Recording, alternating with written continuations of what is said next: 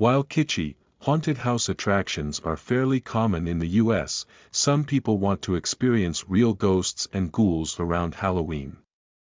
Lucky for all you thrill seekers out there, the United States is full of historical homes with interesting, and spooky, stories attached to them, and it's not too hard to find real, haunted houses if you know where to look. Anyone who is a fan of ghost hunting or paranormal investigation shows can tell you where you might run into some of the country's scariest real-life ghosts. Famous homes like the Whaley House, the Winchester Mystery House, and Lizzie Borden's Fall River home all have well-known reputations for scaring visitors out of their wits. We get it. Many people like to avoid haunted houses, preferring to stay at bed and breakfasts or inns without sordid pasts or resident ghosts. Some travelers, though, consider paranormal activity to be the hallmark of a great vacation. If you're one of those travelers who longs for adventures filled with ghost stories and goosebumps, have we got an itinerary for you.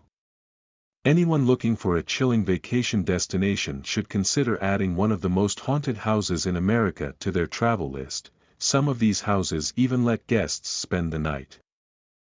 The Whaley House Museum, San Diego, California. Back in 1852, James "Yankee Jim" Robinson was hung by his neck for the crime of grand larceny. A few years later, Thomas and Anna Whaley built a house on the spot where Robinson died, and soon enough, Yankee Jim's ghost showed up to haunt the site. It's said that his footsteps can be heard stomping around the house. Yankee Jim isn't the only specter, though. Both Mr. and Mrs. Whaley, a young girl, and even the family dog have been known to make appearances from beyond the grave. The house is so thoroughly spooky that, according to Time, the U.S. Commerce Department officially classified the Whaley House as haunted in the 1960s.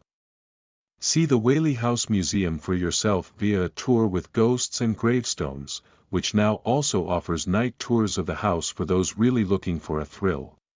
House of Death, New York City, New York. New York's Greenwich Village has some of the most desirable real estate in the world, save for one brownstone on West 10th Street. Known as the House of Death, the townhouse is said to be haunted by the ghosts of 22 people who lived or died within its walls, including that of a 6-year-old girl who was killed by her adopted father. This is New York City, however, so the house has a celebrity pedigree, too.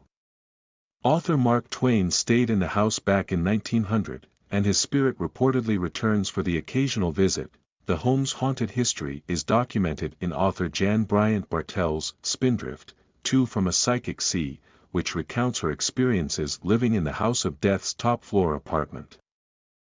Winchester Mystery House, San Jose, California. According to legend, this rambling Victorian mansion that sits on a busy street in San Jose, California, is haunted by the ghosts of everyone ever killed by a Winchester rifle. That's undoubtedly a lot of spirits.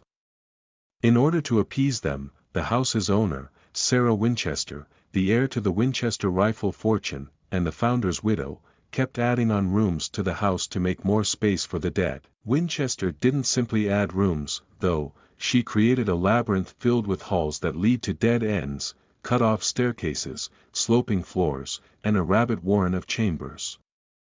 According to news, the house has 10,000 windows, 2,000 doors, 47 fireplaces, 40 staircases, 13 bathrooms, and 9 kitchens. After Sarah died in 1922, the home has hosted tours for those willing to walk among the Winchester ghosts. If you're looking for a less spooky reason behind the house's mysterious design, the podcast, 99% Invisible, posited the theory that Sarah Winchester simply loved architecture and had more and more rooms added without tearing others down first. Lizzie Borden Bed Breakfast, Fall River, Massachusetts. Back in 1892, Andrew and Abby Borden were found dead, killed by an axe-wielding psychopath. The police's number one suspect was Andrew's daughter, Lizzie.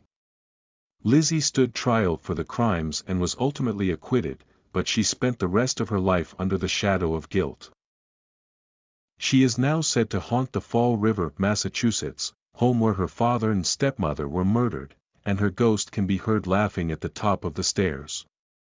The house also serves as a museum and bed and breakfast, outfitted with ghost cams, where stalwart guests can spend the night listening for Lizzie's ghost, the ghosts of her murdered parents, or the echoes of the maid's screams after she found the Bordens dead in their beds. Villisca Axe Murder House, Villisca, Iowa. The Villisca Axe Murder House. Back in 1912, the Whitewood House was the site of a horrifying crime that left an entire family, including 4 children and their 2 young friends, dead by an axe-wielding murderer. There were several suspects, including an Iowa state senator, but no one was ever charged with the bloody crime.